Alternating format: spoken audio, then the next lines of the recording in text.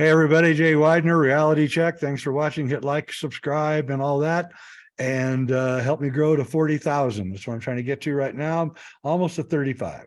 So it's a long, hard, treacherous road to get to, but we'll get there. Anyway, I just want to get to the cut to the quick today because I'm super excited to have Joseph Atwill on. He's, of course, the author of Caesar's Messiah, which I'm not going to interview him about that today, but I do want to do another interview with him about that book because that's a sensational book. And I'll tell my story about Caesar's Messiah when we do another show, because I have a story about a crazy rabbi I met 30 years ago in Seattle who told me the entire story. I couldn't believe it. And then when I saw your book, I was like, what? I thought that guy was crazy. Anyway, hey, Joe, how you doing? I'm just fine, Jay. Good to see you, brother. Yeah. We met at Gaia when you got brought in for, I think, Sean Stone's great show that he had.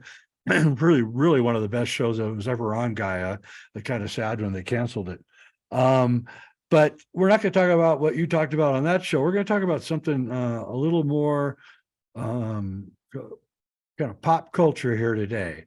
When I was 14 years old and attending Catholic school, one of my classmates gave me a book. It was a forbidden book, and told me to read it. So I read it, and I got caught reading it by one of the nuns, who absolutely flipped out when she saw me reading the book and said I was going to hell and all of this stuff. And I didn't even like the book.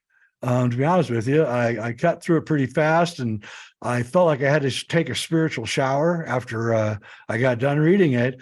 And that book is J.D. Salinger's Catcher in the Rye. And I wondered for a long time why that book haunted me, because I didn't like it. And then I came upon your work about J.D. Salinger and Catcher in the Rye and what's going on behind the scenes. And so I'm going to give you the floor. Let's start with J.D. Salinger's origins and where he worked and who he worked for and all that. Well, I mean, Salinger was military intelligence, OSS in World War II. He debriefed German prisoners, and the internet information is that he worked with Henry Kissinger, though I don't have a good citation on that fact. But it's very plausible because Kissinger was intelligence in the same area. Yes, he was. He was, Salinger was, a graduate of Valley Forge High School, memory serves. And it's a high school, one of these high schools that has kind of a known free Masonic connection. There was nothing in his high school years that I can, attribute to any particular philosophy, but he produced the Catcher in the Rye while he was working as a member of the OSS. There are pictures of him writing it in military uniform in Europe while the war was going on. It is well known, and the reason why I became sort of interested in what occurred is that the book is associated with assassinations. All right. Mark David Chapman, after he killed Lennon, he was just sitting there calmly reading A Catcher in the Rye. John Hinckley was carrying the book with him when he tried to kill Reagan. And it's alleged, though I don't have a citation, that Lee Harvey Oswald had the book in his apartment. He had very few books. So, and then there are others as well. There's a clusters of what not as well-known individuals, but so there was this association with the book to Assassination. And so after Caesar's Messiah and Shakespeare's Secret Messiah, people who were interested in literary analysis thought my take might be interested. And they asked me what I made of it. And I really couldn't even recall having read the book. But I had, before we started recording, I was mentioning I had come across some of your analysis on Kubrick and others too, people who were like starting to do decoding of symbolism inside of our culture. And so I was interested in looking at such a book as Salingers to see, you know, what I could make of it. And the first thing, just to go through it kind of beginning to end so people just get a sense of it. The first thing you have to understand is the title, The Catcher in the Rye. Very few people understand what it means. It is a pun on the poem that is sort of the centerpiece of the book, which is by Robert Burns. But it is not about a catcher in the rye. The catcher comes from Holden Caulfield's experience with the poem, where he changes the poem. The poem is uses a completely different word, and it's just coming through the rye. So the person is coming through the rye, and not the catcher in the rye. But the catcher in the rye seems to relate to Holden Caulfield's misunderstanding of Robert Burns's poem, in which he sees himself inspired by the poem to catch children for some reason. He's catching them. And so That's right. it looks like on the surface that this is some kind of altruistic idea. However, what the catcher in the rye actually means is the Grim Reaper. A catcher is a scythe, Yep. which would be held by someone, you know, going through the wheat fields and cutting things down. And this, of course, is the representation of the Grim Reaper, who is a representation of the apocalypse. So that's just the beginning of the sort of understanding, you know, the wordplay that's occurring here. Is the catcher in the rye is basically a representation of the apocalypse. That's very, very interesting, because the seventh planet, the sky is like the letter number 7, and 7 is associated with, of course, the seventh planet, which is Saturn, but also Saturn is associated with the Grim Reaper. He is, yep. So you can see the body of symbolism is to some extent unified. Then Holden Caulfield, I mean, the names in the book have meaning. Holden means, in this context, he's probably linking to the idea like in Luke 24, where the eyes are holden. They're kept from recognizing the Messiah. That it says their eyes are holden. So now Caulfield, I mean, a caul is a baby. It relates to a baby who's born with his the placenta intact around him, and this happens in 1 in every like 100,000 births. And in European legend, a child born like that is Messianic, has special abilities. They can see into the future, things like this. So he's representing Holden Caulfield as kind of a Messiah with this expression. He's not really recognized as a Messiah. He's Holden, which it can also mean kind of buried in a valley or a hole. It's just out of sight. And Caulfield is known as a way of representing sort of a magic child, you know. So like anyway, a secret Messiah. Exactly right. It's like a secret kind of, you know, and this is relating to the way that Caulfield goes through his Messianic initiation, leading up to the, you know, his going into the Holy of Holies and receiving the ultimate secret of Freemasonry. So the play begins very simply with you know, Holden is in trouble at school, and the first thing he screws up is he's given 28 days to study the Egyptians. Right. Now, okay, now he's relating to the first rite of Freemasonry, the apprentice, where you have 28 days to study the Egyptians. He uses Egyptians, which is a straightforward way of representing Freemasonry because of the Egyptian kind of symbolism, you know, like Horus, for example, you know, that they use. So they're studying, he gets to study the Egyptians for 28 days. Now, in this period, Caulfield talks about the trouble he has, and this again, it's another way, but you get to see what he's talking about. He says, the people in the school, and I'm just going to quote him. He says, and they had this goddamn secret fraternity that I was too yellow not to join. A secret fraternity. What is it? Well, it's Freemasonry. Yep. And he does join it. So anyway, so he has 28 days to study the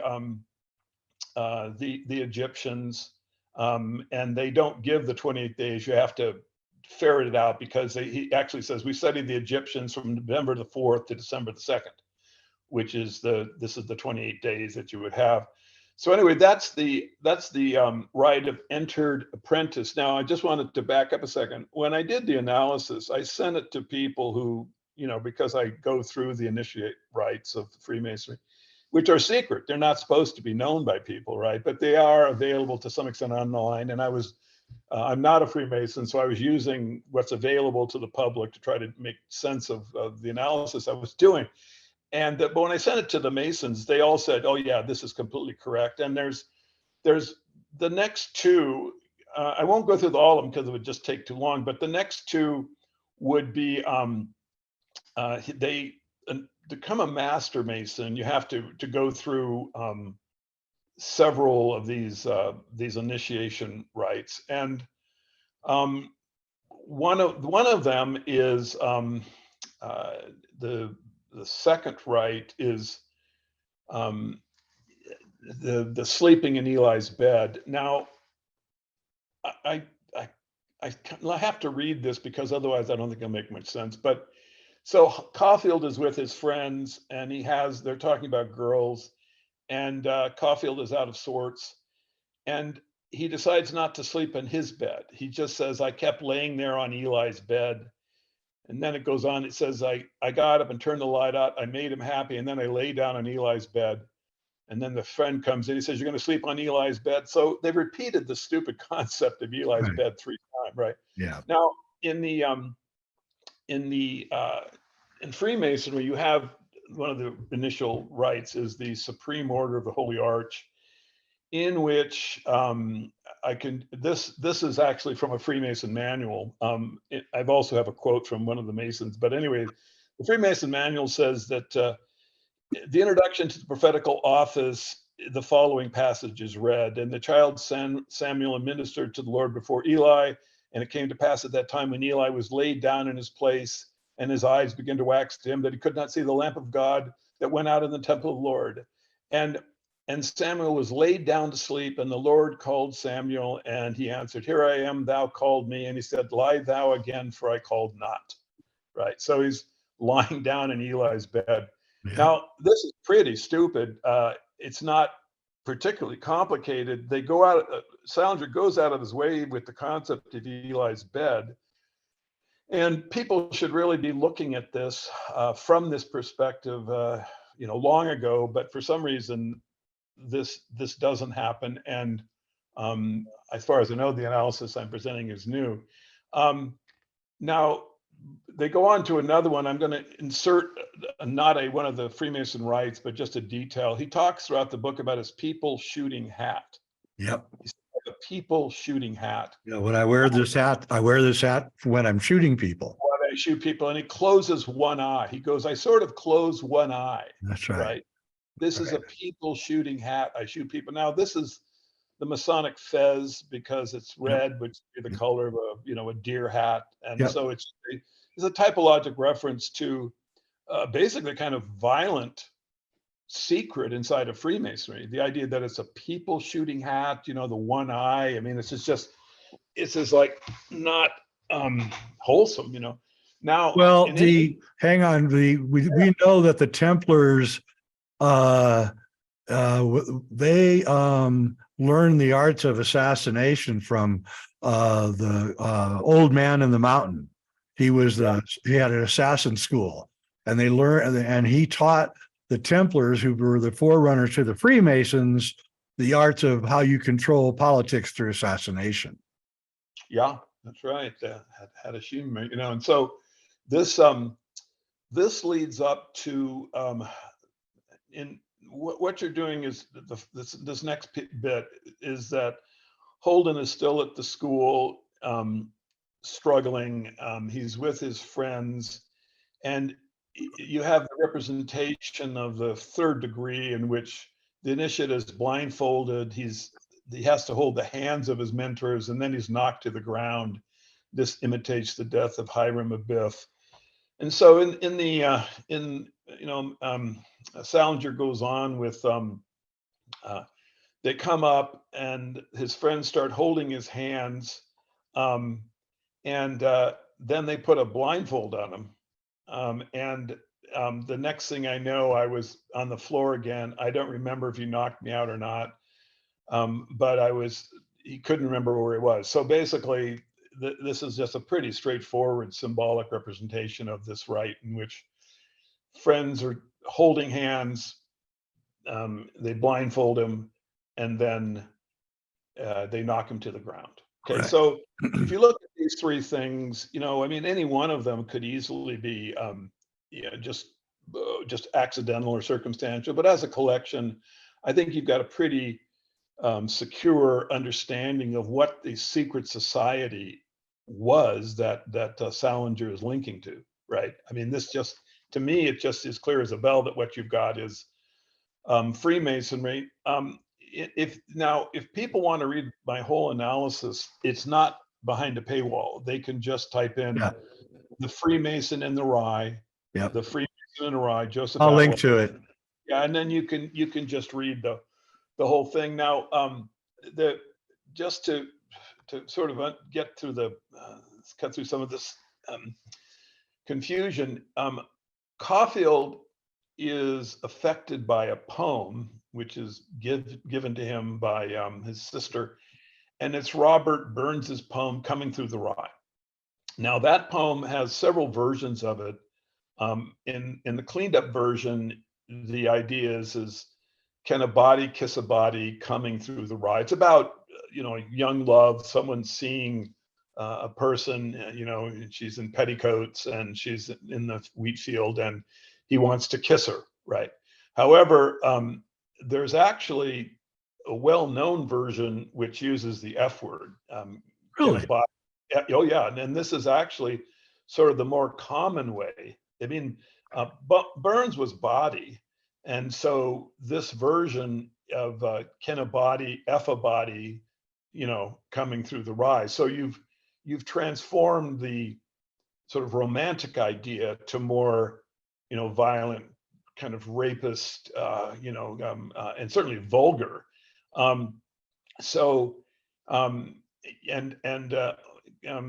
Salinger shows you which of the two versions of the poem he's actually referring to, because in this passage he talks about he wants the whorehouse version to be sung. He says, "Yeah, I want to sing the whorehouse version."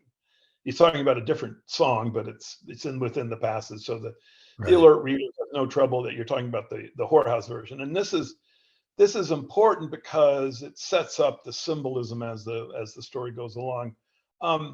You get other Masonic kind of images of a kid is coming out of school or out of church, and the kid is walking a very straight line, and he repeats the concept. He's walking in a very straight line, and he was singing the song "If a Body Catch a Body Coming Through the Rye."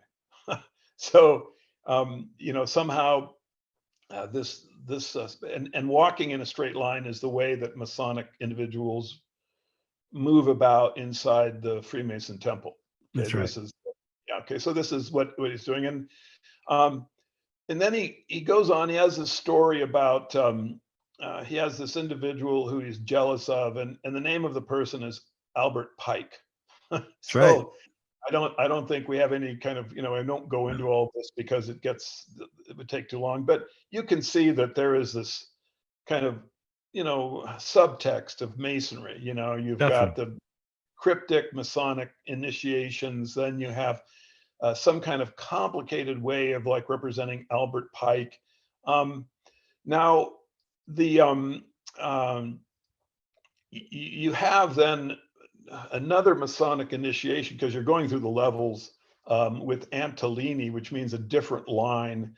That's in the book, but I think it's a little too complicated. I'm just going to go to the conclusion here so that people can,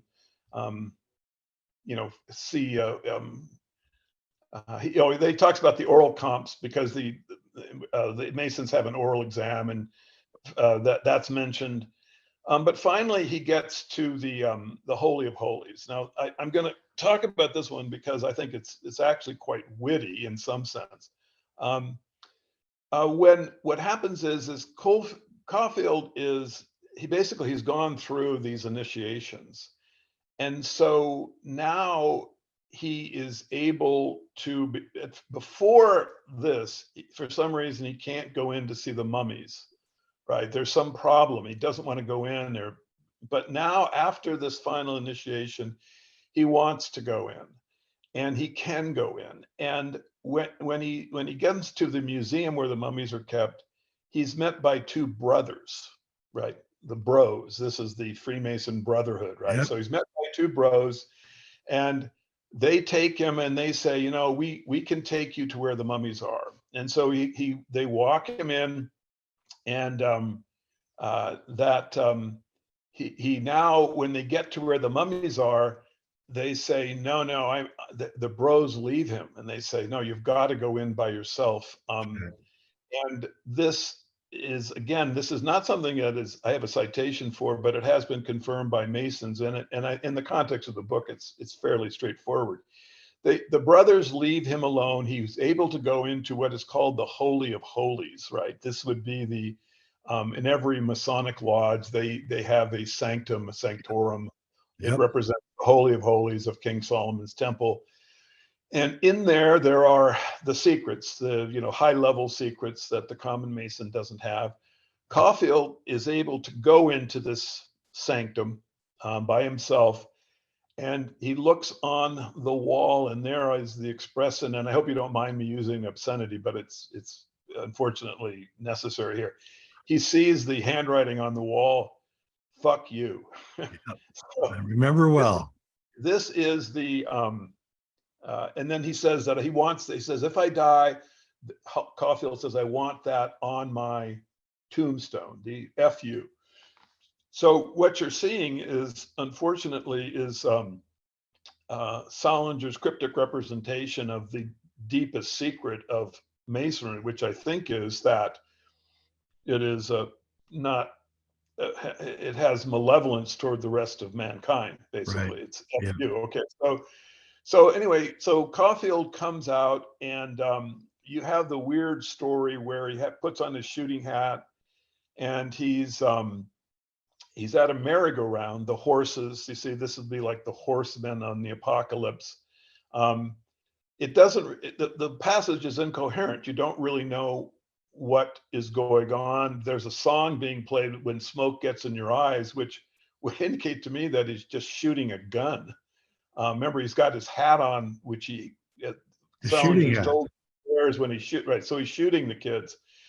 But now, beyond that, he's shooting the kids on the merry-go-round.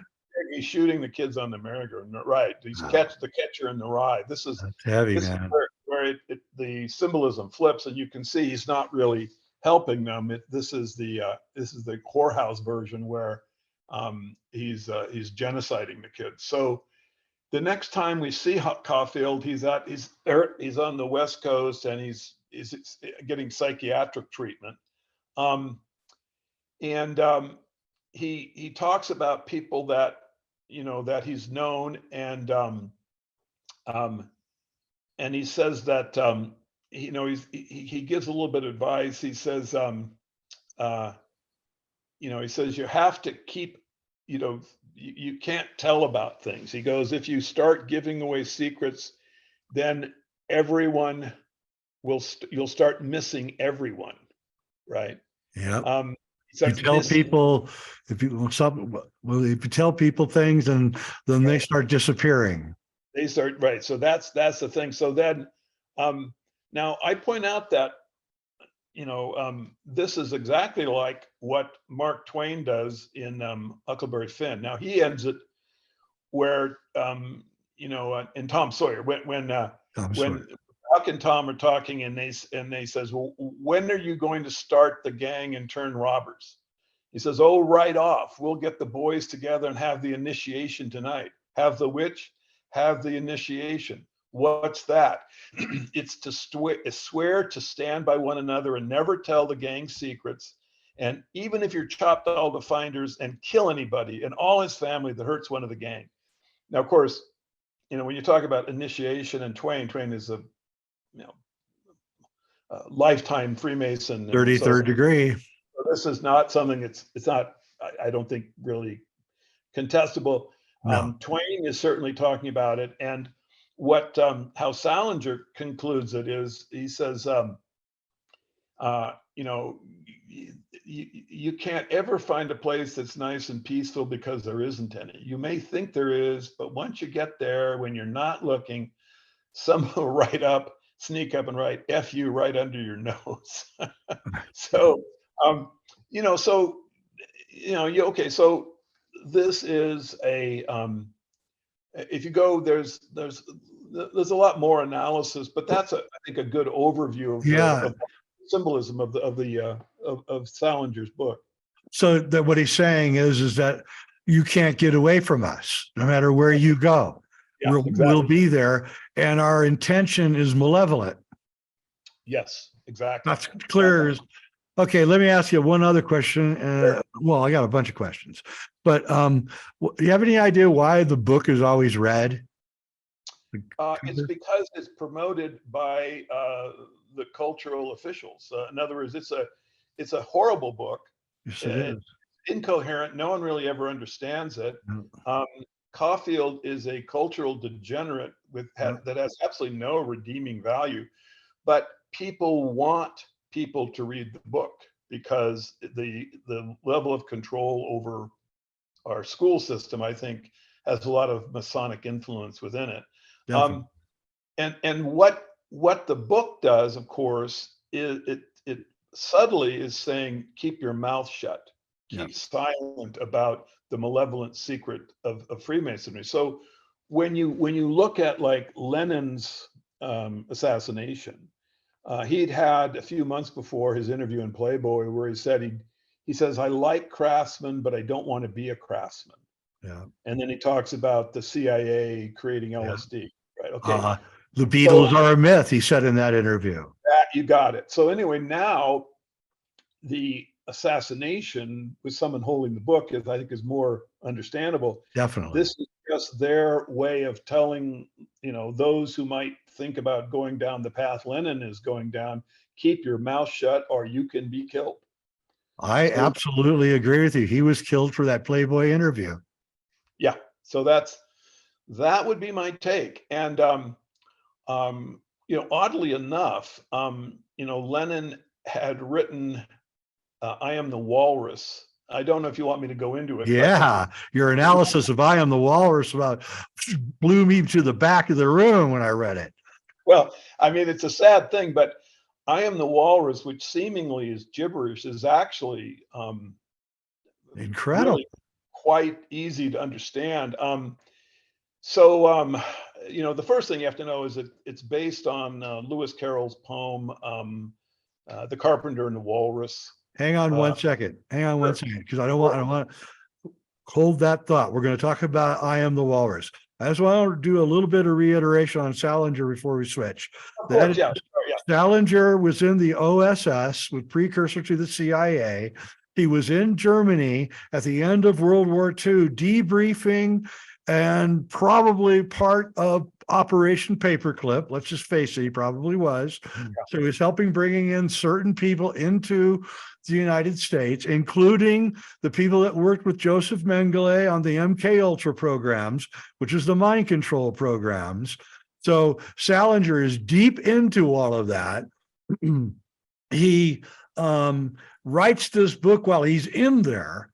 Okay, this book has Freemasonic allusions all through it. It's got a red cover, and I believe that somewhere in my research, there's a secret book in Freemasonry which is called the Red Book, and I think that's why they always make the cover red. And several assassins have had the book in their possession. And we're not saying that the book itself causes people to assassinate people. What I think is going on, I think you may have said this before, is that if an assassin has the book in his possession, that's a signal to all the Freemason people that this is a hit. Exactly. Yeah. That's exactly right. Right. That is, I agree completely, and that's why they not only put the book with the assassin, but then they publicize the fact that the book was there. Exactly. And we have Will Smith in 6 Degrees of Separation talking all about Catcher in the Rye. I don't know if you know that or not, but there's a whole scene of Will Smith talking about if this guy kills this guy, you know, he was reading Catcher in the Rye, right? It was like, wait a minute, where's this coming from, right? I remember when I saw it, I was like, what is going on here? And then we have the writer of Conspiracy Theory with Mel Gibson claims he worked on the MK Ultra program. And Mel Gibson is obsessed with Catcher in the Rye in that movie, right? Yeah, exactly. So the thing is, I mean, Lennon certainly understands and comes from, in my opinion, the world of sort of Freemason definitely production of culture. I mean, this is the Beatles. I see them as artificial. You know, they were put into culture to start the process by which you'd have the sex, drugs, and rock and roll. That's right. The fake Paul McCartney wrote a book, Memoirs of Billy Shears, in which he says it's all a Tavistock creation, and Brian and Epstein was part of it, but George Martin was part of it, and they probably didn't even write their own songs or any of it. And that means there's absolutely no chance at all that, and as I see it, that Lennon could have written "I Am the Walrus," because not after hearing your analysis, there's no way that a high school dropout could know that much. Yeah, there's so much in it, and whoever put the thing together was well read, and particularly in terms of free Masonic genocides. Yep. Because the song is a homage to a series of genocides, of mass destructions, all brought about by Freemasonry. And it starts out with "I am he, you are me, and we are all together." Now, that is a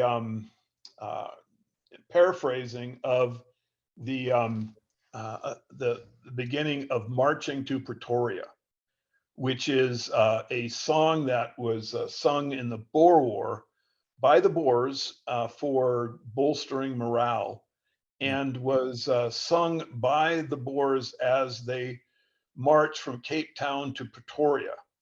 They were trying to escape the British Freemason army.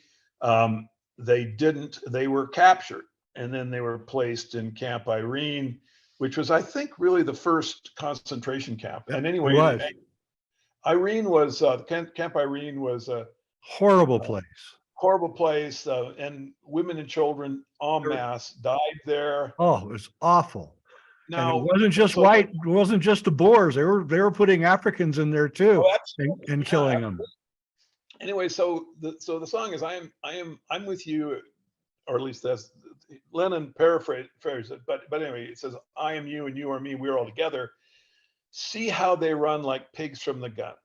Okay, now in literary analysis, which I think I'm entitled to opinion regarding, typically the lines who are adjacent to one another will have shared concepts. This is not a hard thing to understand. So the question is, well, you have the song of Camp Irene, the march from Pretoria to Cape Town. They are running from the British guns. And what you have here is a pun on the word Boer. Yep. Because see how they run, like you could have said Boers from a gun, and in which case then the relationship to the Marching to Pretoria song would be transparent. There wouldn't be any symbolism. It would just literally be, a description of the Boers from someone who is a Freemason who is thinking definitely that that the slaughter of them is a very positive thing. Just for one, I want you to go on with just one little digression. So Sure. people don't know this. The Boer War was the Boers had discovered gold in South Africa and Yeah. a lot of gold. And as soon as the word got out, the British got 500,000 troops and went to South Africa and virtually killed everybody. I mean, they left some people behind, but it was a mass murder. There's no doubt about it. All right, let's go on. So Lennon is talking about, see how they run like pigs from a gun. So the Boers are running from the English. And then he says, I'm crying. Now this is, it's relating to the poem by Lewis Carroll, The Walrus and the Carpenter. Right. Because in that poem, the refrain is crying all the time. Now, in the poem in The Walrus and the Carpenter, what you have is a description of two individuals who trick a group of young, well, they're identified as oysters, but they are clearly meaning humans because they have legs and they can walk and whatnot. They are eaten by the walrus and the carpenter, right? So the poem is by Carroll, straightforward genocide. They trick the oysters, they get them away from their home. When they have them, they eat them, and then they cry because there's none left to eat, right? So now Lennon, who is, oh my God, is repeating the concepts now, is saying, well, I am crying because I just can't, there's not any more to kill. There's no more left to kill. Right. And then he says, sitting on a cornflake, waiting for the van to come, Corporation T-shirt, stupid Bloody Tuesday. Well, Bloody Tuesday was in South Africa. That was when the gold miners attempted to strike, and they were slaughtered by the Masons, who the British Army, who wanted them to go back in line. And it was known that's what the term means, flat out, Bloody Tuesday. Yep. So again, you have, a really direct connection to South Africa, that whole business. Now, you have, if you can call it wit, you have the expression, sitting in an English garden waiting for the sun. If the sun don't come, you get your tan from standing in the English rain, right? It's like a gibberish song, but if you look at this from the perspective of Masonic apocalypse, it's not particularly hard. This is the Easter Rising rebellion that was the Black and Tan slaughtered. So what he's talking about is sitting in an English garden. Now, Ireland at this time was referred to as an English garden. It's one of the, because it was like a farmland things, but it was owned by England, waiting for the sun. Now, this is mocking of Christianity. There, an Easter Sunday, the Irish were in a stadium for a ceremony and mass, I believe, to celebrate Easter, right? However, there was groups this was during the period of time when there was rebellion, and the group then got into a scuffle with the police, and the Black and Tan had been brought into Ireland for control at exactly this time. The Black and Tan showed up, and this was the first time when automatic weapons were used against civilians that I'm aware of. So sitting in an English garden waiting for the sun, this was there in the resurrection celebration. If the sun don't come, okay, this was Jesus doesn't actually rise from the dead.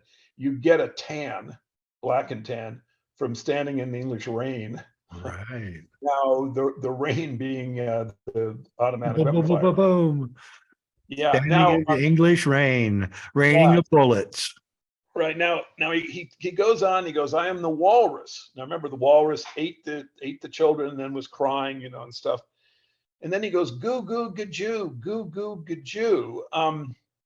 Now again, this is like a good example of how there's zero chance Lennon could have written this, because what actually Goo Goo Gajoo is relating to is James Joyce's use of the expression in Finnegan's Wake.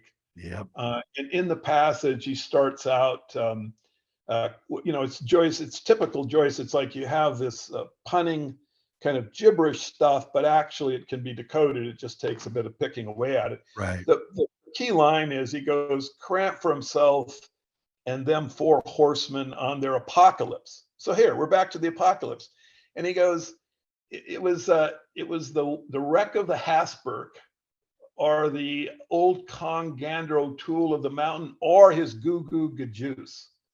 Okay, so what is this? Well, the wreck of the Hasburg is a Longfellow, I think, a poem, which is a denunciation of Christianity. In other words, the father has a daughter. There's a terrible storm. He's afraid she's going to go over the side. He ties her to the mast. They pray to Jesus to quiet the storm. It doesn't. The boat sinks, and the daughter is found floating, drowned on the mast that the father tied her to. So that's the wreck of the Hasburg. And then Kong O'Gander, that's an Irish fairy tale about a goose who is killed. So Goo Goo Gajoos, that's the slaughtering of Gander O'Toole's goose. It's a very The golden famous goose. Right. Yeah. Well, it's a famous Irish thing where the goose gets killed. But anyway, Goo Goo Gajoos. So when Lennon uses it, notice that he starts out cuckoo kachoo. It's kind of lighthearted, but he ends up with a guttural, violent use of the expression chuka chuka chuka chuka. Right.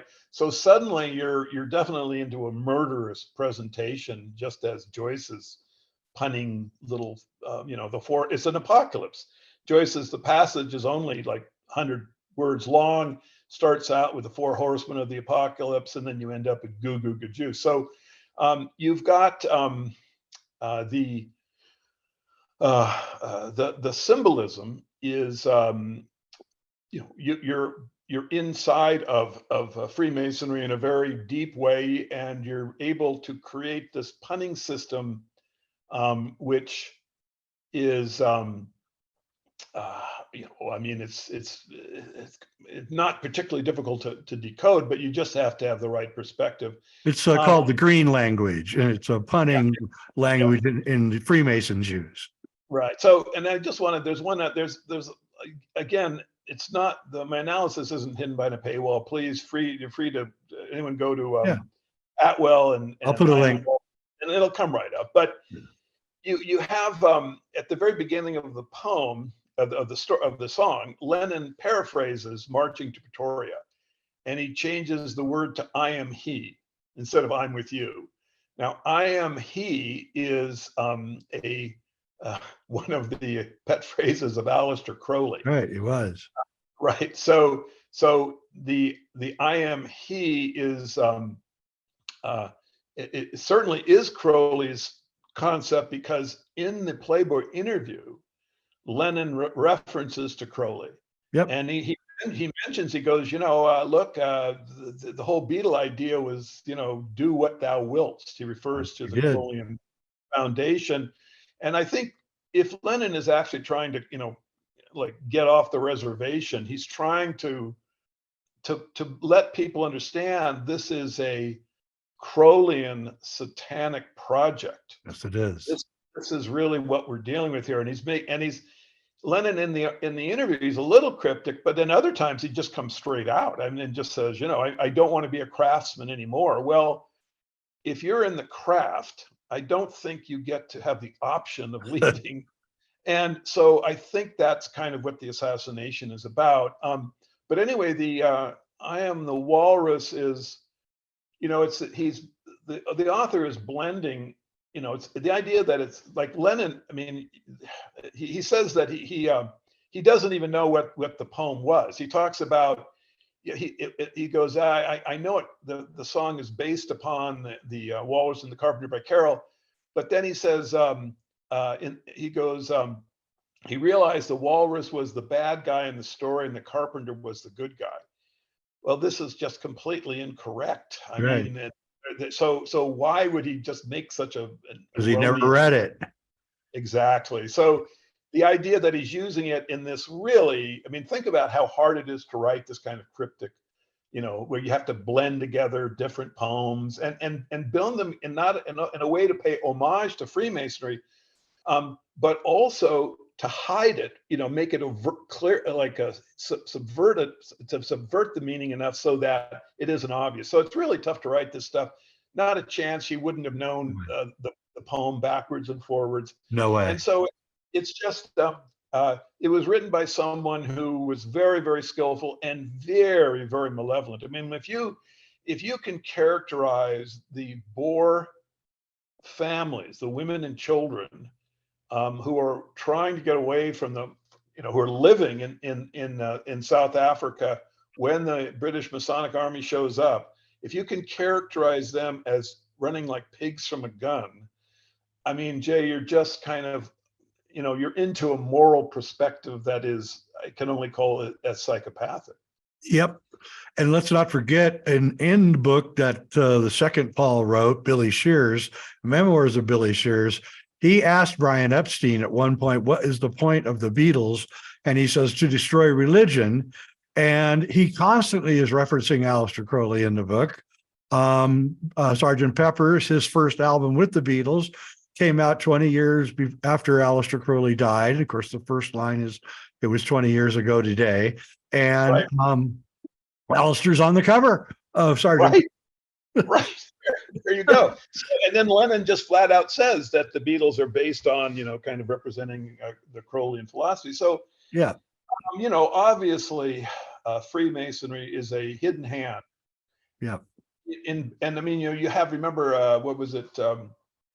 Past Masters, the Beatles album, which had their 33 best hits at that time, 33. And of course, past master is an expression from Freemasonry. So the Beatles have always had, they were production of the Tavistock Masonic axis. They're the music. The beetle is the scarab. It's a sacred object to the Egyptians. Yeah, and the Beatles.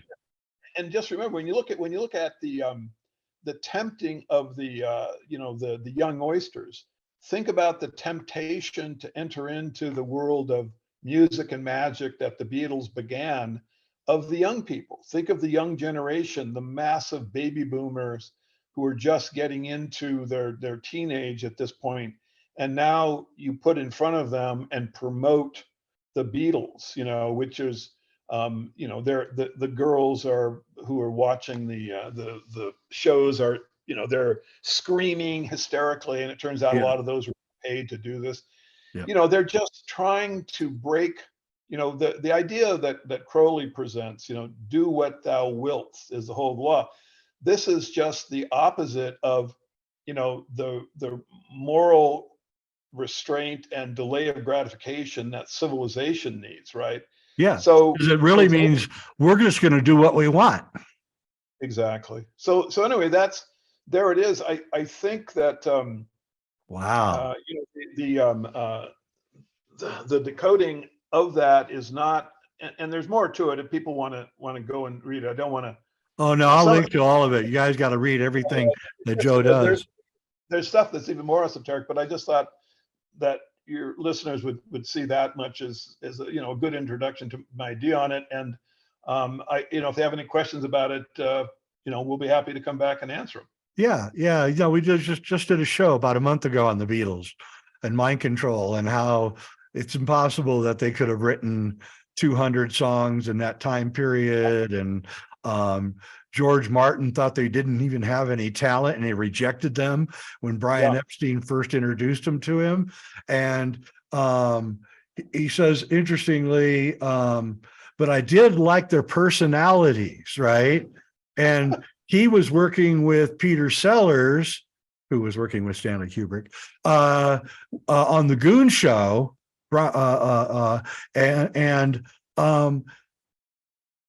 If you think about Help and Hard Day's Night, which was directed by Richard Lester, who was the director of the Goon Show, they're kind of the same. In other words, what George Martin saw was not a group of musicians. He saw a bunch of goofballs that he could make music for and then use them for their Tavistock control scheme.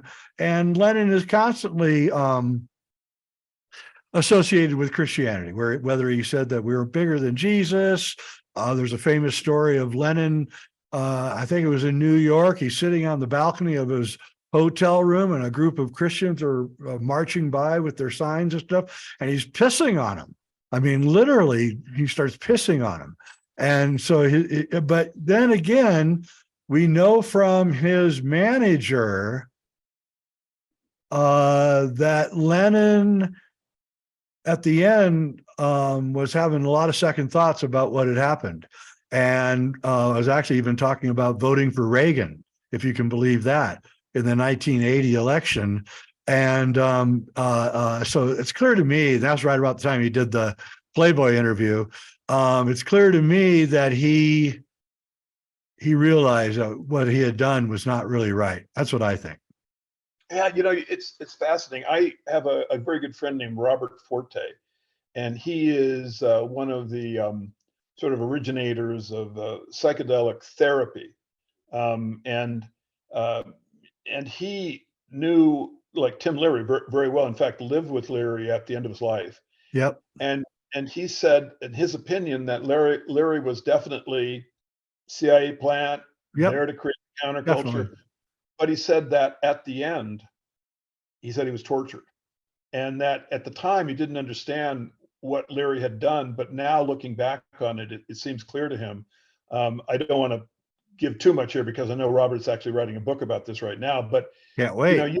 You can, you can see that what they're doing is so brutal and so evil that it's hard to imagine a human personality that wouldn't eventually start to have a reaction against that. And so Lennon's interviews seemed like perhaps sunlight was starting to get into his heart, but boy, it got slammed shut there, didn't it? The message got out. Yeah, and I knew somebody probably that he knows also who was with Leary there at the end, as a woman. It's actually sort of famous woman. And I met her and had a long talk with her. And I said, so did you ever ask, Tim, if he was CIA? She said, yeah, right near the end. I said, a lot of people, Tim, say you're CIA. Are you? And he said, well, what was I supposed to do? Join the KGB? The OG, use an expression, so it's fun for me to be able to talk to you. And I'm looking forward to being in your upcoming documentary, which we can't talk about because it's top secret. Absolutely. You're going to love it. And you guys are going to love it, because it's really my third film on Stanley Kubrick that's going to be coming out hopefully within a few months. So stay tuned for that. Anyway, thanks for watching, everybody. Bye-bye. See ya.